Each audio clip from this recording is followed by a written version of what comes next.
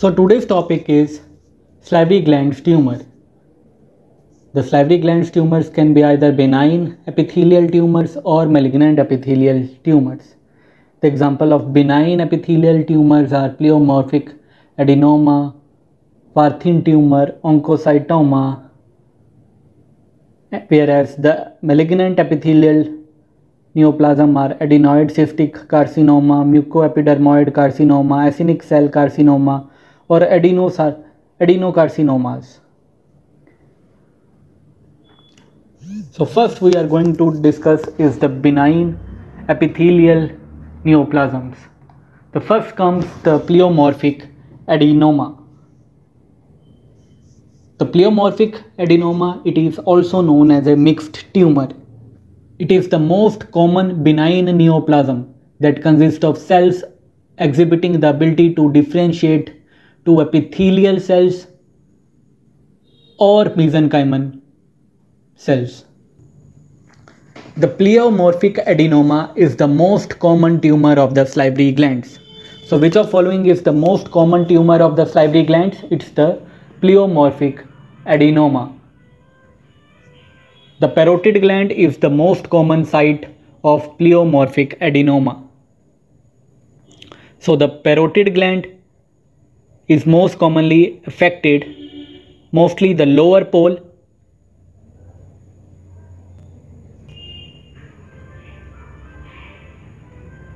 So in the parotid gland, this tumor most often presents in the lower pole of the superficial lobe of the gland, and around 90% and about 10% of the tumor that arise in the deeper portion of the gland.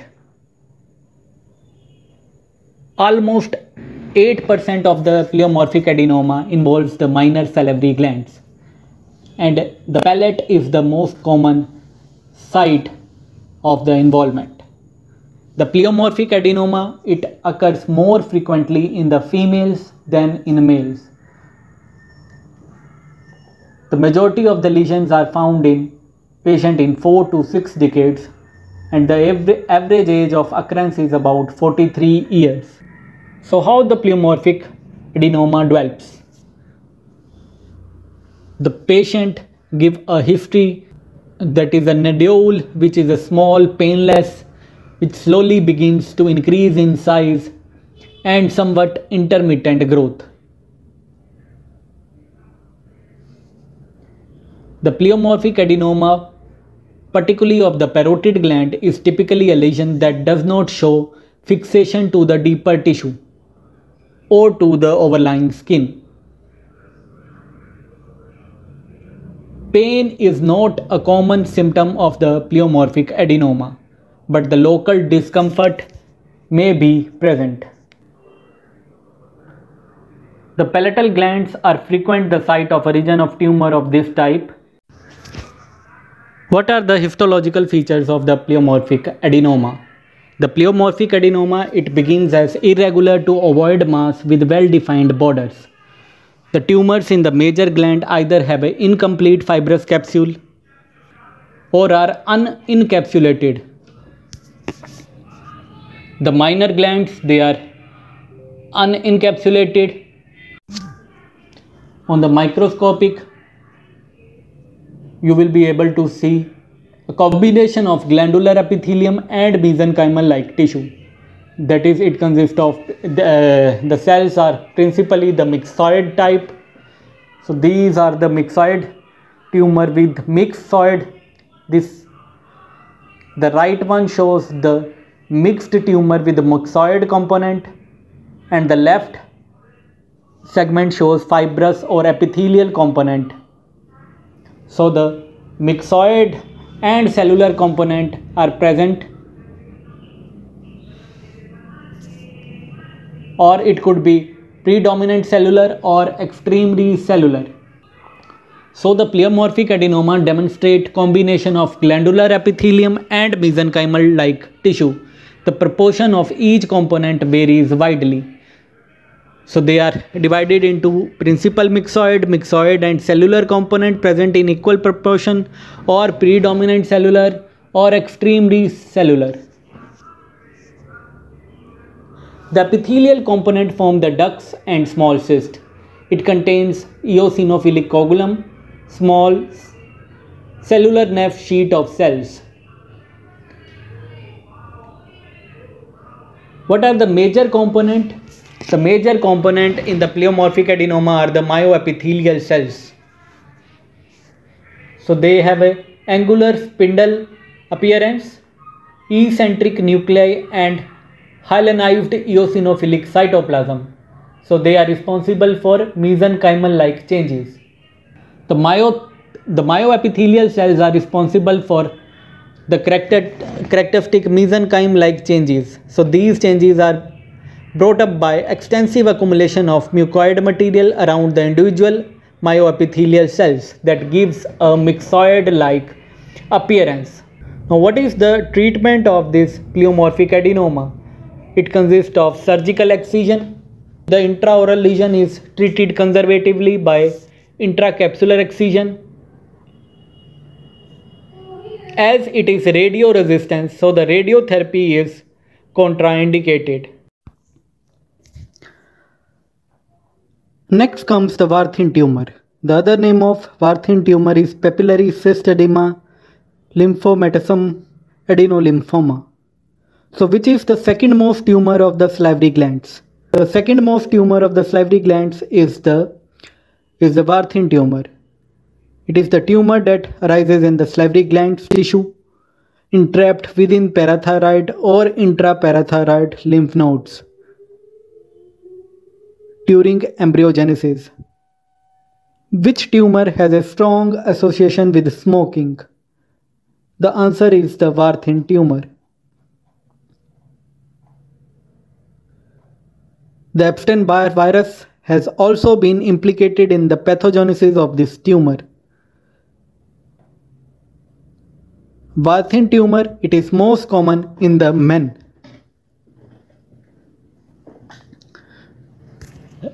Recent reports have identified a substantial percentage of patients who are women.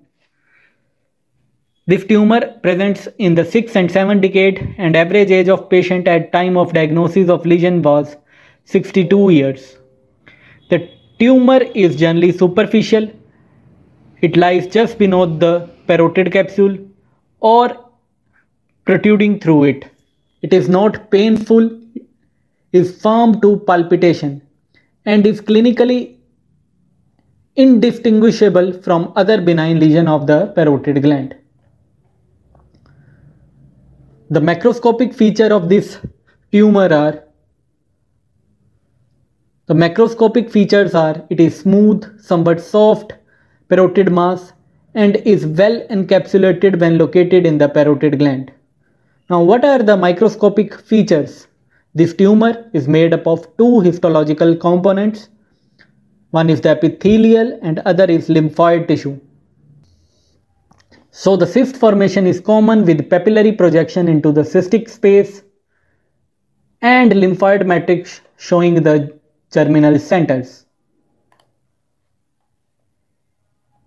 The cysts, they are lined by papillary projection of bilayer oncocytic epithelium.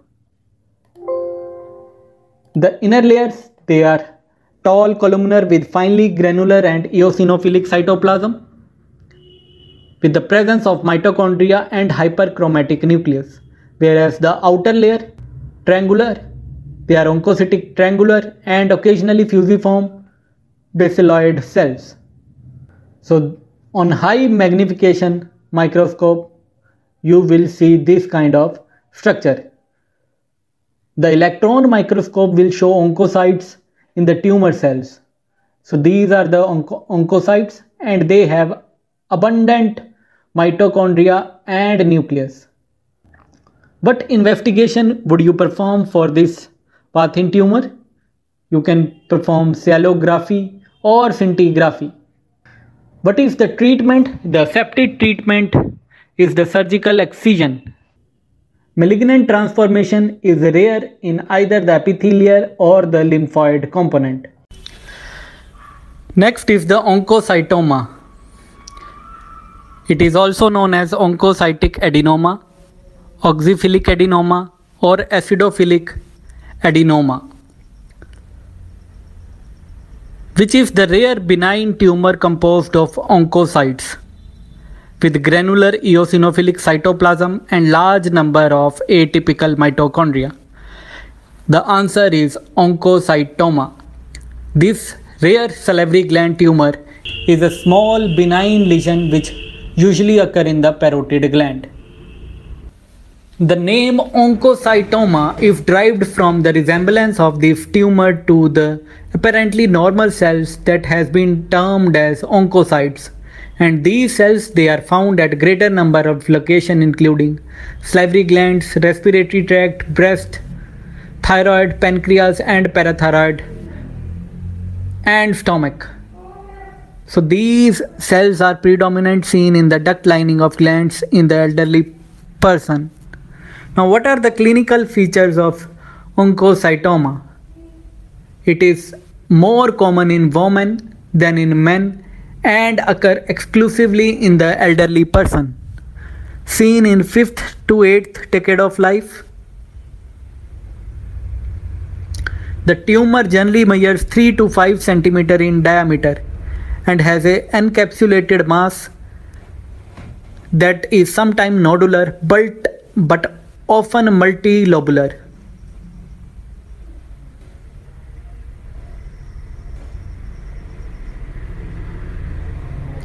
So what you see here is you will see the nodules of oncocytes which involves the entire gland or large portion of it. Now what are the histological features of oncocytoma? It is characterized by large cells. The large cells that have a eosinophilic granular cytoplasm and a distinct cell membrane that are arranged in a narrow row or codes. So these oncocytes, these are arranged in sheets or nest or codes. So there could be seen some atypia, nuclear hyperchromatism or pleomorphism. Few mitotic figures may also be seen. Lymphoid tissue is frequently present but does not appear to be the integral part of the lesion.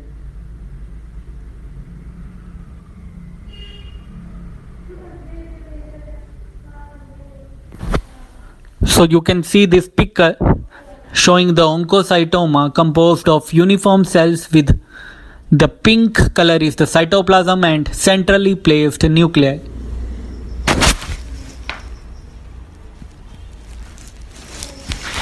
On electron microscope you can see the oncocytoma, they are filled with mitochondria nuclei in the lower left and right side. Now what is the treatment of oncocytoma? The treatment is excision. Now what are the malignant tumors? The malignant tumor of the salivary glands includes the adenoid cystic carcinoma, mucoepidermoid carcinoma, acinic cell carcinoma or adenocarcinomas. Now let us discuss them one by one. The first is the acinic cell carcinoma. It is also known as acinar cells or serous cell adenoma. So it is a malignant epithelium neoplasm in which neoplastic cells express acinar differentiation. So what you will see is the acinar differentiation. It has a low grade malignant potential. It is the third most malignant salivary gland tumor after the mucoepidermoid and adenocarcinoma. By the conventional use, the term acinic cell carcinoma is defined by pathological differentiation toward the serous acinar cells, whose characteristic feature is cytoplasmic, pass positive, zymogen type secretory granules. So these are the acinic cell carcinoma. It closely resemble to the pleomorphic adenoma in gross appearance. It occurs chiefly in the parotid gland. It does occur occasionally in other major glands and in the accessory intraoral glands. The most common intraoral sites, they are the lips and buccal mucosa. It is generally seen in 44 years. Women are more affected than the men.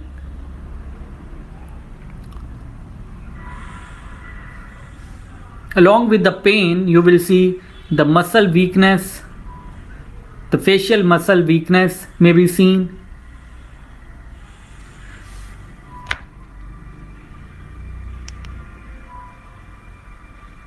Now, what are the histological features of this?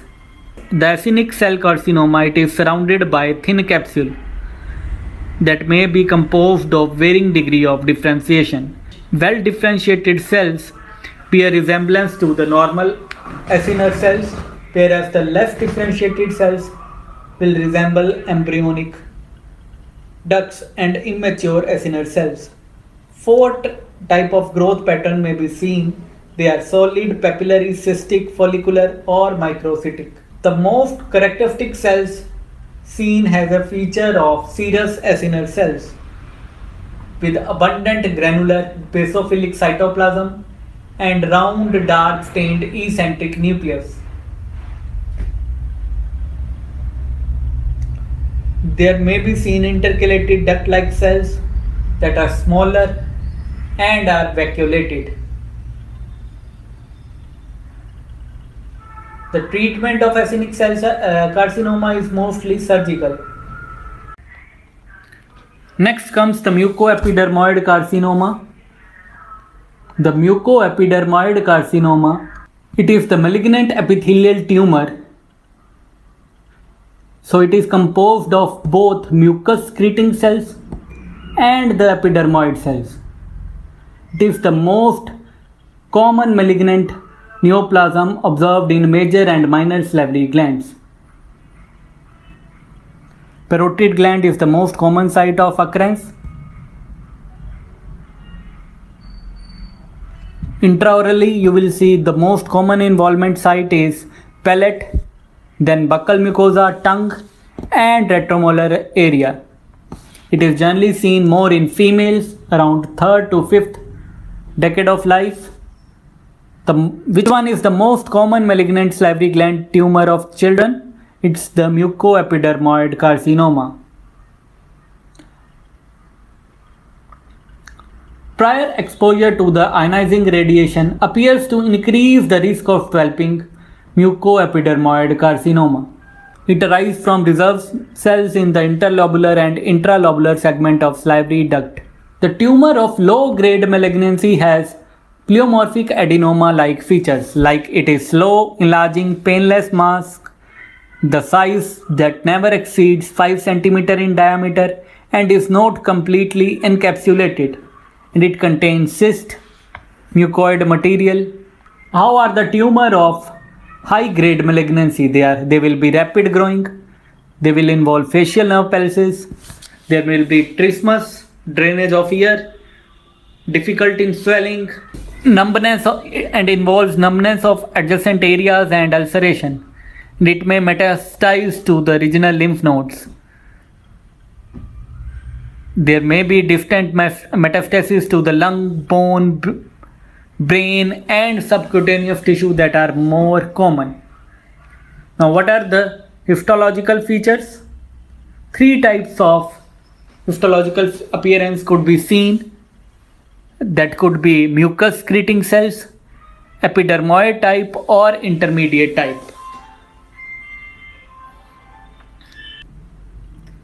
Based on the grading, they can be classified into low grade, intermediate grade or high grade. The low grade, they show well-formed glandular structures and prominent mucin-filled cystic spaces, minimal cellular atypia and high proportion of the mucus cells. Whereas the intermediate grade tumors, they have solid area of epidermoid or squamous cells with intermediate basaloid cells. Cyst formation is seen but is less prominent than in low-grade tumors. Whereas the high-grade tumors, they consist of solid nest and coats of intermediate basaloid and epidermoid cells. They show prominent nuclear pleomorphism and mitotic activity that is present. The treatment is always conservative. That involves preservation of the facial nerve. If possible, that is the recommended for low and intermediate grade mucoepidermoid carcinoma of the parotid gland. The affected submandibular gland, that should be removed completely. Radicular neck dissection is performed in patient with showing the clinical evidence of cervical nodes metastasis and is considered with the T3 lesions. Post-operatively, radiotherapy and chemotherapy may be used. The next comes the adenoid cystic carcinoma. The other name of adenoid cystic carcinoma is cylindroma. Which carcinoma is known as cylindroma? It's adenoid cystic carcinoma. It is a slow-growing but aggressive neoplasm with the remarkable capacity for reoccurrence. It is characterized by proliferation of ductal and the myoepithelial cells. So two cells, one are the ductal cells and other are the myoepithelial cells in the cribriform, tubular, solid or cystic pattern. What are the features of this adenoid cystic carcinoma? Which salivary glands are most commonly involved by this tumor? They are the parotid, submaxillary and accessory glands in the palate and tongue. The adenoid cystic carcinoma, it occurs most commonly during the 5th and 6th decades of life. It is seen more commonly in the females. Many of the patients will exhibit clinical manifestation of malignant salivary gland tumor, showing the symptoms like there could be early local pain. Patient may complain of facial nerve palsies in the cases with the parotid tumors. It may show fixation to the deeper structures and one may see invasion. This adenoid cystic carcinoma, it has a marked tendency to spread through perineural spaces and usually invade well beyond the clinical apparent borders. What are the histological features of this carcinoma? It is composed of, we discussed just before that it is composed of two types of cells. What are those? One is the myoepithelial cells and other are the ductal cells. And morphological three growth patterns that could be seen. The cribriform, which one is the classic form, the tubular and solid form. The cribriform pattern that will show basaloid epithelial cells that forms multiple cylindrical cyst-like pattern that resembles a Swiss cheese. That will resemble a Swiss cheese or honeycomb pattern and is the most classic and the best recognized pattern. So the Swiss cheese type pattern, it is the characteristic feature of which tumor? Which carcinoma? It is the adenoid cystic carcinoma. The tubular pattern, it will contain tubular structures that would be lined by stratified cuboidal epithelium. The solid pattern, that will show solid group of cuboidal cells with little tendency to either duct or cystic formation. Which pattern is most common? It's the cribriform. Which is the least common? It's the solid form. The treatment of adenoid cystic carcinoma is chiefly the surgical, is the excision. Radiotherapy, we can give radiotherapy. High-grade malignancies. The next is the adenocarcinoma. It is the rare neoplasm of the salivary glands, but aggressive and are most common to the intraoral minor salivary glands. So, which carcinoma is most common to the intraoral minor salivary glands? It's the adenocarcinoma. It is seen in 40 years of age. Male and female has equal tendency to spread. It is seen in 50% cases in the parotid gland. Intraoral minor salivary glands are the next more affected size. Only 25% patient complains of pain and facial weakness. The histological features are: it consists of firm mass with irregular borders and infiltration into the surrounding tissue. It has a wide range of growth pattern that is difficult to classify. Based on that, they can be based on the degree of cellular differentiation, it can be classified into grade 1, grade 2 and grade 3. Grade 1 are well formed ductal structures. The treatment it is aggressive, complete local excision. One may have to sacrifice facial nerve, and in minor salivary glands, portion of maxilla or mandible is to be resected. Post-operative radiotherapy is useful. Lymph node metastasis may also be found. Let us discuss about the non-neoplastic salivary gland diseases. What is sialolithiasis? Sialolithiasis means, sialo means the salivary duct and lithiasis means the stone. So other name is salivary duct stone or salivary duct calculus. A stone in the salivary glands or the duct is known as sialolithiasis. How they are formed? They are formed by deposition of calcium salt. So whenever there is deposition of calcium salt around the central nidus, that will form sialolithiasis. And what you will see inside? There will be altered salivary mucins, desquamated epithelial cells, bacteria, foreign body, etc. What is the most common cause of salivary gland obstruction? The most common cause of salivary gland obstruction is the sialolithiasis. So whenever there is a formation of stone in the salivary gland, what you will see is there will be moderately or severe pain, particularly just before, during and after meals. Along with that, you can see is the swelling of the salivary glands. So any obstruction of the duct, salivary duct, will prevent free flow of saliva, and this stagnation or accumulation of saliva under the pressure will produce pain and swelling.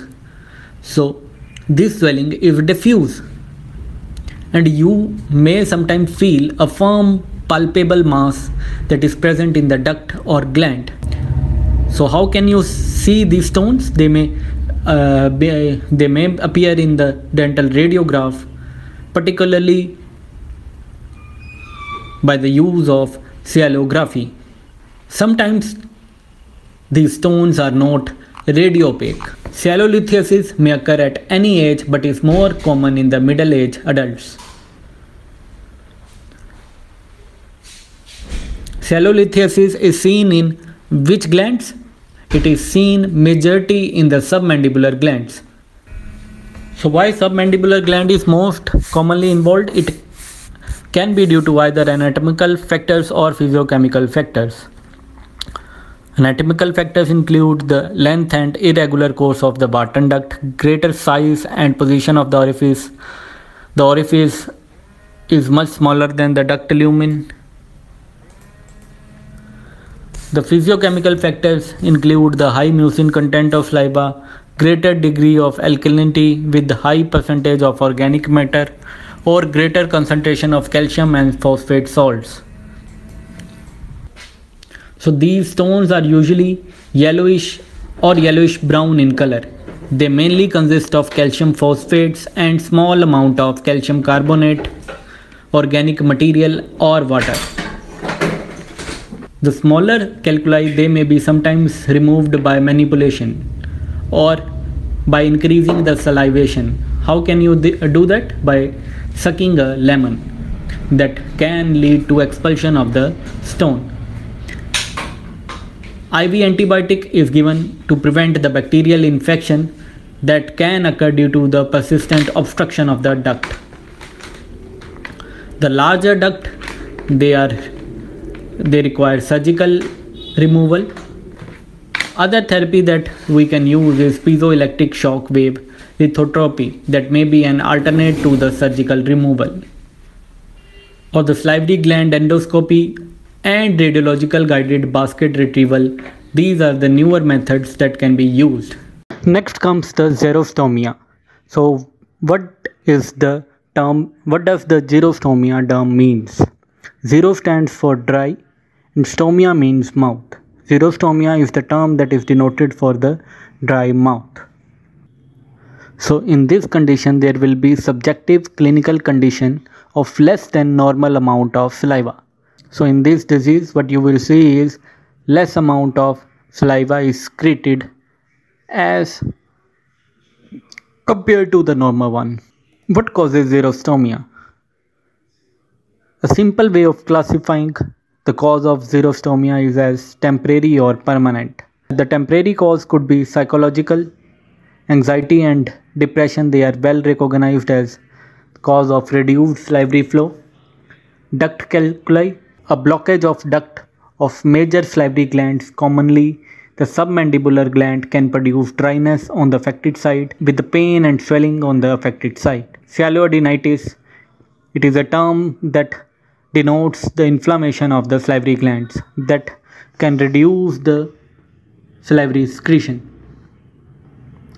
Drug therapy, a wide variety of drugs may cause xerostomia. Anticholinergic, sympatomimetic drugs including the TCA, bronchodilators or antihistamines, all results in xerostomia. Other are the permanent causes. What are the permanent causes of this xerostomia? The permanent causes are salivary gland aplasia, that means congenital absence of one or more major salivary glands. Sjogren syndrome. What is this Sjogren syndrome? It is a combination of dry mouth, dry eyes and often rheumatoid arthritis that mainly affect the woman over 40 years of age. Other systemic disorder, conditions like diabetic mellitus, Parkinson disease, cystic fibrosis, sarcoidosis, they might be associated with the xerostomia.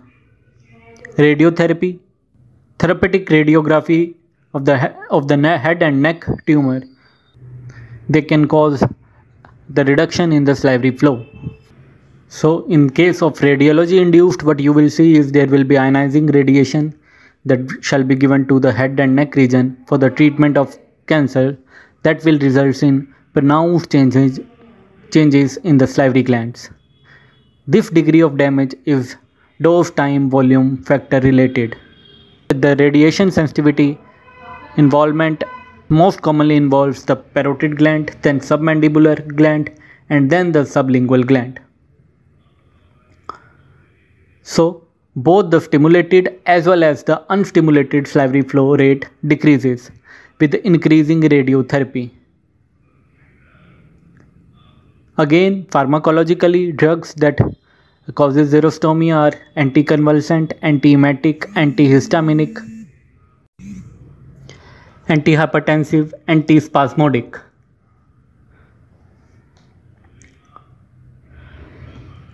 The systemic alternation affecting drugs like deficiencies like pernicious anemia, iron deficiency anemia, vitamin A deficiency, diabetic mellitus, Sjogren syndrome, all are associated with the xerostomia.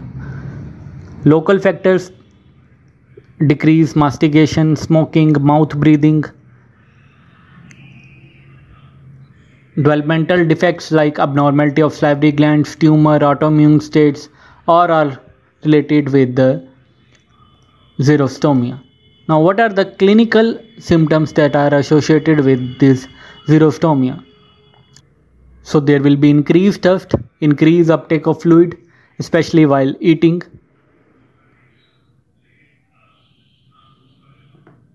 There will be difficulty in swallowing, speech, eating dry food. Burning and tingling sensation may be seen.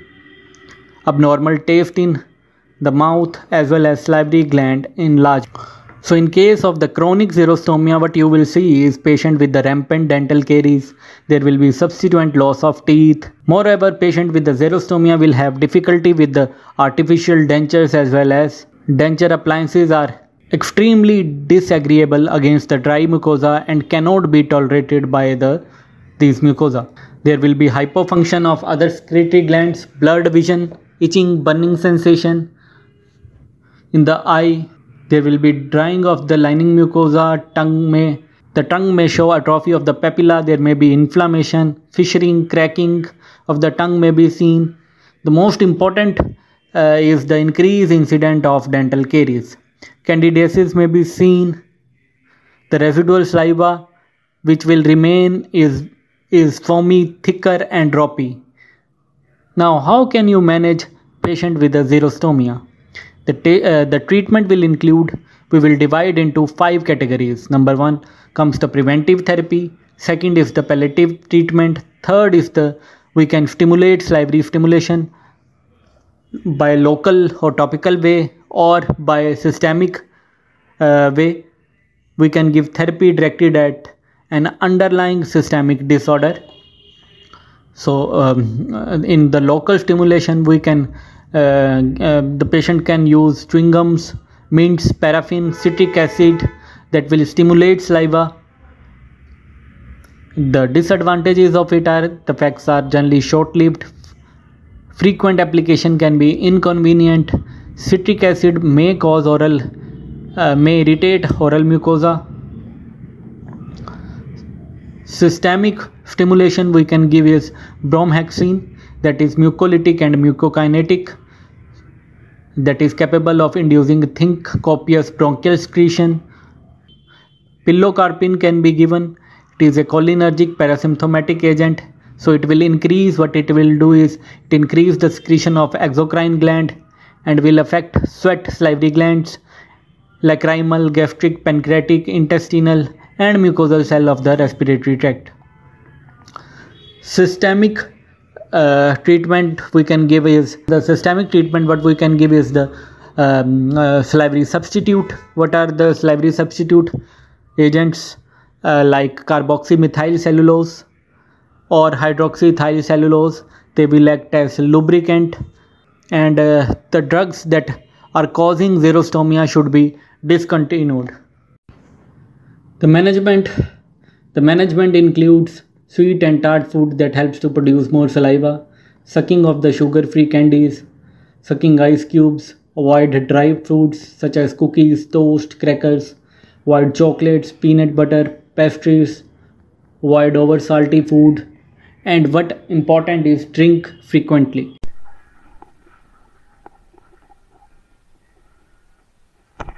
Next comes the sialadenitis. What is sialadenitis? The inflammation of salivary gland is known as sialadenitis. The most common viral infection is the mumps, although a number of other viruses can also involve the salivary glands, including cocci virus, parainfluenza, HIV, cytomegalo. So it can be either bacterial, viral.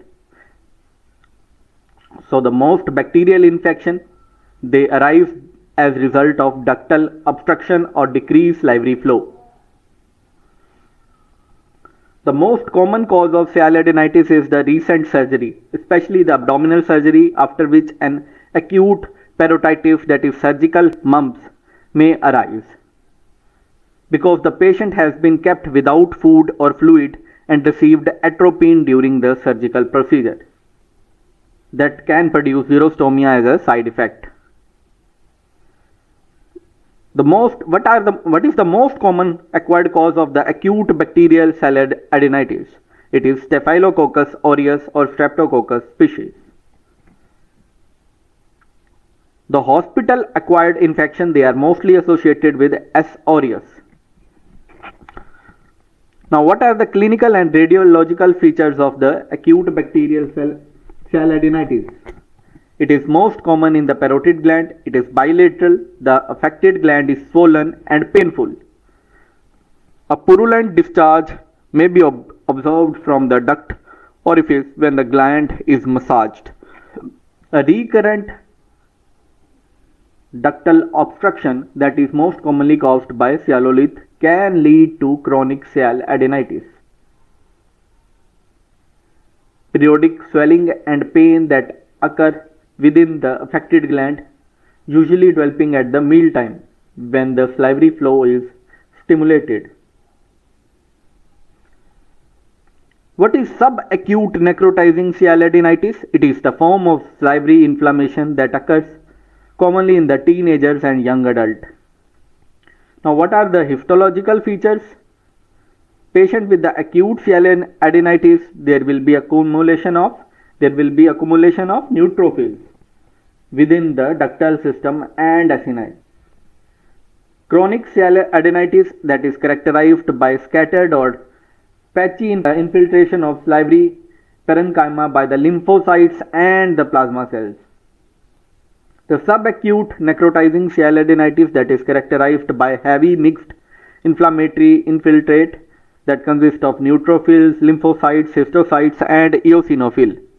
The treatment of acute sialadenitis includes the appropriate antibiotic therapy and rehydration of the patient to stimulate salivary flow. The surgical drainage may be needed if there is abscess formation. The management of the chronic sialadenitis that depends upon the severity of condition and ranges from the conservative therapy to the surgical intervention. The initial management that includes antibiotic, analgesic, short-term corticosteroids, sialogogues, the sialoendoscopy and ductal irrigation, they are often employed to dilate the ductal structures. Sialoendoscopy with saline irrigation can be done with the patient with the juvenile recurrent parotitis. Whereas subacute necrotizing sialadenitis, it is a self-limiting condition that resolves within 2 weeks of diagnosis without the treatment. Another is the Mikulicz disease. So what is this Mikulicz disease? It is a chronic condition that is characterized by abnormal enlargement of the salivary and the lacrimal gland. So you can get a question, Mikulicz disease is characterized by, the answer would be abnormal enlargement of salivary and lacrimal glands. So this Mikulicz disease affects more females than the males. It is suspected to be an autoimmune disorder. It is generally seen with combination with the Sjogren's syndrome. So what you see in this disease is there would be sudden onset of xerostomia. So that xerostomia would lead to difficulty in swallowing. So that would result in tooth decay. The other symptoms include enlarged lacrimal glands leading to absent or decreased tear and painless swelling of the salivary glands. So there would be lacrimal glands enlargement, parotid gland enlargement, dry mouth and dry eyes. The disease is characterized by ordered lymphocytic infiltration of the salivary gland tissue that destroy or replace the acini with the persistence of island of epithelial cells. So the biopsy of one of the swollen gland is key to the diagnosis of this Mikulicz disease. An ultrasonography examination of the area may help to rule out other symptomatic. What you can do is you can give artificial tears that may be used to maintain eye moisture, and artificial saliva may be used to treat the oral symptoms. So as far as diet is concerned, the patient is instructed to follow a soft and moist diet. So that will help to reduce the pain. Other is the Sjogren's syndrome. Sjogren's syndrome, it consists of triad of keratoconjunctivitis, sicca, xerostomia and rheumatoid arthritis. So in the patient of the Sjogren's syndrome, one would say sicca complex that includes dry eyes and dry mouth. Some other patient may also develop systemic lupus erythematosus, polyarthritis nodosa, as well as rheumatoid arthritis, that are the feature of secondary Sjogren's syndrome. So under the etiology, It can be due to genetic, hormonal, infectious, and immunological. So that's the etiology of the Sjogren syndrome. Remember, the Sika complex and Sjogren syndrome, they have been found to be associated with the HLA system. Which HLA system? It is HLA-DR3 and HLA-B8. Cytomegalovirus. Which virus has been implicated in pathogenesis of this Sjogren syndrome? It's cytomegalovirus, paramyxovirus, and Epstein-Barr virus. So this condition occurs more commonly in the women over 40 years of age. The female to male ratio is 10:1, so it is more common in females. The typical feature of this disease are dryness of mouth, eyes, that occurs as result of hypofunction of salivary and lacrimal glands. So this dryness would result in painful burning sensation of the oral mucosa. So apart from that, secretory glands of nose, larynx, pharynx are involved in this dryness. In the cytochemistry, you will see elevated level of IgA, potassium and sodium in the saliva. Lymphadenopathy is more common than twice as in primary form of disease. Rheumatoid arthritis is integral part of this secondary Sjogren syndrome. So the three types of histological alteration in major salivary glands that would be seen, there would be intense lymphocytic infiltration of the gland, replacing all the acinar structure, although the lobular architecture is preserved. In another, there may be proliferation of the ductal epithelium and myoepithelium that form epimyoepithelial island. So both of these histological changes are identical with those occurring in benign lymphoepithelial lesion in Mikulicz disease. The third alteration may be simple and atrophy of the gland sequential to the lymphocytic infiltration. What would be the laboratory findings? The patient with the primary Sjogren syndrome will have polyclonal hyperglobulinemia. Multi-organ tissue specific antibodies are found, including anti-salivary duct antibodies, rheumatoid factor and anti-nuclear antibodies.